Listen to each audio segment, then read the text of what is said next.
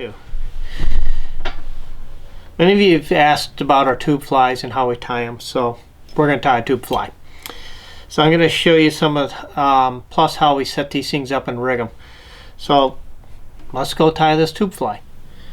This is the tube fly that I chose to tie for this video for two reasons. One, it's not a complicated fly to tie, and the materials are readily available. And third, this is a very effective fly. Things don't have to be complicated and expensive to produce to be effective, and this fly definitely fits into that bill. It's Alright, here's some of the materials I'm using to tie this tube fly. I'll leave a material description or recipe in the video description. I'm using some just inexpensive clear small plastic tubing, and this stuff is like 4 or 5 inches long. I cut them to length. The hook is a Daiichi 2557. It's a hook I like to use for this fly. In this case I think those are 4s. I sometimes use 6s.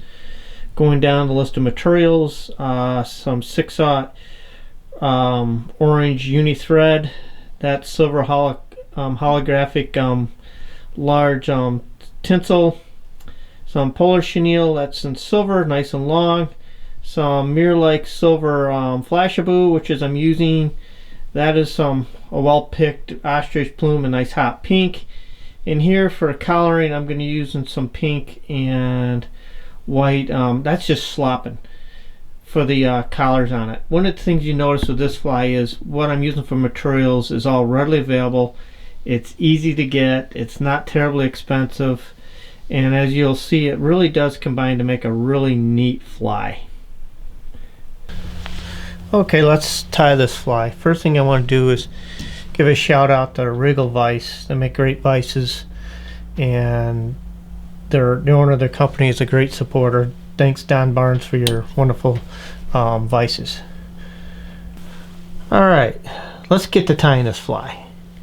First thing I want to do is show you the vise that I'm using. This is an HMH tube fly, or pin vise, we want to call it, and they go right into your regular fly tying vise. So you don't have to have anything special or expensive. These things are relatively inexpensive and they work surprisingly well. The tubes that I'm using for this case, these are, I don't know, 5 inches long or whatever. They're just bulk tubes. They're plastic mini tubes and they're clear, but I got to cut them to length and prep them. Here's one I already got cut to size.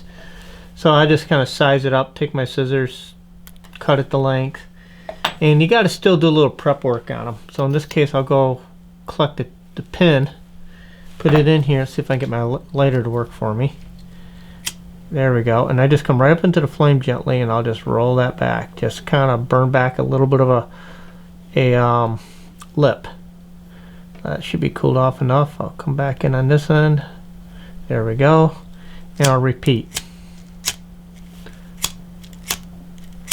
And of course, now the having issues with the lighter. So what I'll do is, you saw what we had to do here. I'll come back and grab one that I've already preset, so we don't have to watch me fight with the lighter. Come in and then just put it right in the tube vise here. Get that there. One of the downsides of these things is they sometimes have a tendency to spin on you. The tube will, so you want to make sure you get that good and tight. Now after this, basically it's our normal fly tying skills. I'm going to put on a little bit of a body here, kind of come up. I got some holographic tinsel. This is the large stuff. I have a piece already prepped, so I'll use that. Kind of come in, catch it on the side here, catch it on the side here, there we go, and come down the length of the tube here. Butt wrap. Quick note, you see I'm leaving some clean tube right here. We want that because we're going to have to ultimately add a junction tube to this thing. Now we'll just kind of butt wrap up. Oops. Fly tying happens, slips out of your fingers.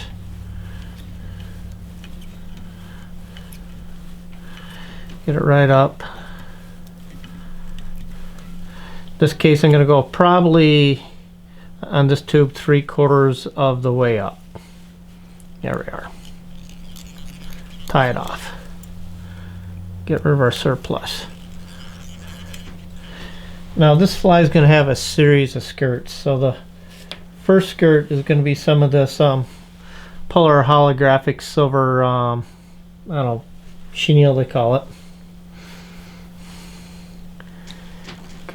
Come into here, catch it, and I'll just, here again, with this long hackly like stuff, you get each turn, you kind of got to take a second and you got to groom it. Here the material just kind of flows back.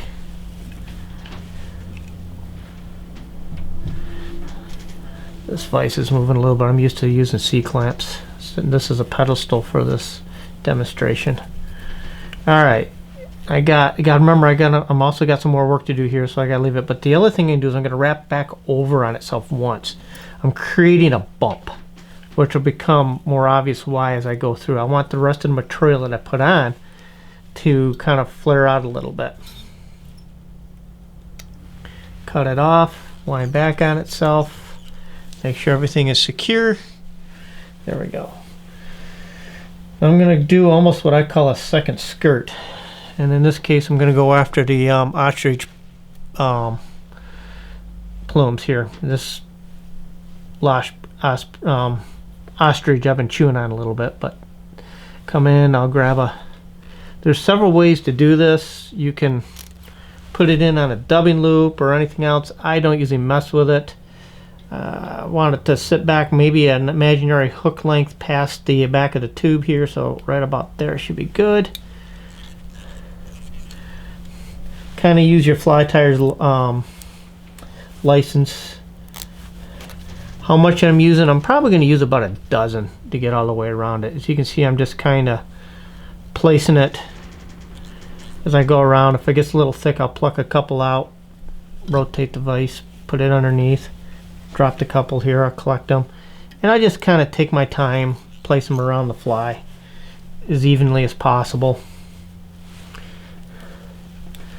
Here I got it a little thick up here, so I'll grab a couple more and just kind of slide them out under the thread, put them where it's thin. Take a minute and just make it look even. Come back, make sure it's secure, tie it onto the tube, clean up my butt ends. Like I mentioned earlier, this is a simple tube fly, nothing really too fancy, it's just a layer of skirts. Now, what I am going to do is I got some of this, I want to put some flash in here. I got some crystal or Kalo mirror flash silver stuff. In this case, it happened to be an Orbis product. I'm not too concerned about, I just want something flashy. I'm going to take the strands, fold them in half, collect them up. There we go, get them cut. And here again, just like the ostrich, I'll just kind of, see I just did a fold over and I'll place them around. So you can see the technique a little bit what I'm doing here. I'll swing the vise over a little bit, come up. I got the ends and I just fold it over with the thread, catch it with the thread, and then I'll just kind of come around and just lay them at quarters, top, sides, bottom. And that'll be more than enough to flash this fly up. There's bottom. There we go. Now what I'll do is come back, okay, they're still a little long, I'll just trim them. Now we're going to start a series of collars, and I use two different collars. As I mentioned in the materials, this is just Slopping Hackle. We're just going to go right back, get rid of the fuzzies, trim it up, put it in, and I just want 3 or 4 turns. Each turn again I'm going to groom it back, get that nice soft hackle effect. That looks like about 4. That's probably about max there. 2, 3, secure it. Get into my fingers. That stem's a little bit thick, can't quite snap it. Secure everything down. Little grooming work, pinch it 1/4 turns. That lays it out nice and flat. Come back, grab a pink one. Same drill. Get it trimmed back, cut, come in, tie it off. Couple of turns.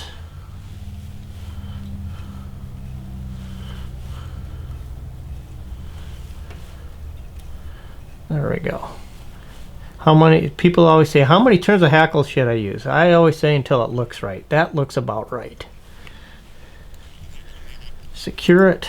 Get in there, catch that stem, tip of the scissors, fold it back. Nice secured head.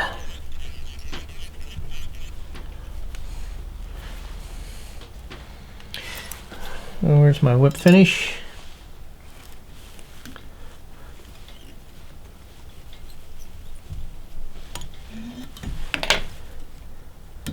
There we go. Now I did leave a little extra room in the front here, so if you want to like slide a bead or something down over that for an extra weight, you can do that. So that was the reason for the extra room there. There's my pink and white tube fly.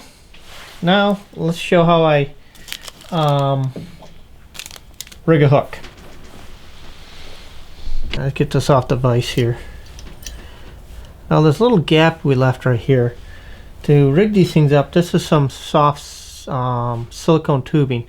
What I do is I just slide that right over that flared end. You just kind of got to wiggle it in.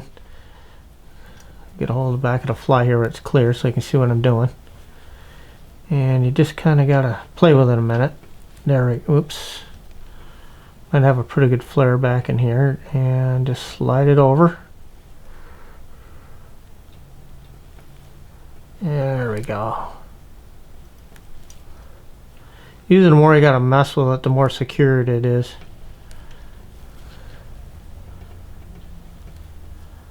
And you just kind of gotta play with it. And just get her squared in. There she goes. Now what I do is I'll come in, and usually about 3/8 to a 1/2 inch, just I'll cut the tube off, and that way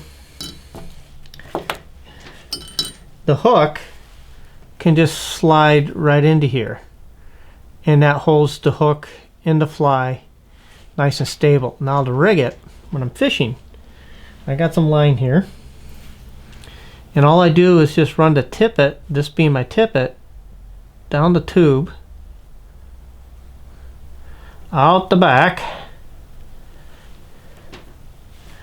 come in, tie my, get the fly out of the way here, tie my fly on, or my hook on with my favorite. In this case I'm going to use just a real simple overhand knot just for this time. Get my nippers, clean this up. Now I'll come back, collect up my fly, draw the hook into it, and get everything kind of coordinated, and just draw the hook right up into that soft tube, and she's rigged.